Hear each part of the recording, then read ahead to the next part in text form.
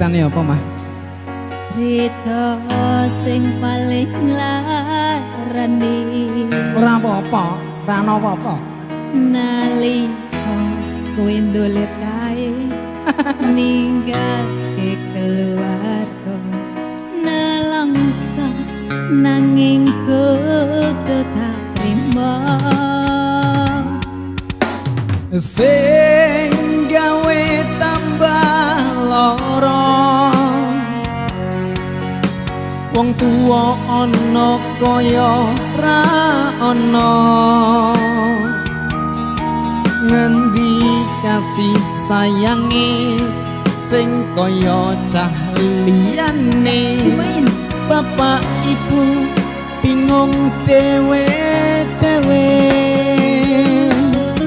yen pancen pisahan ojo nganti anak dadi korban berjuang ning dalan dewean.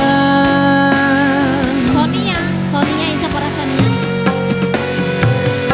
Ora ono sing njaluk dilahirke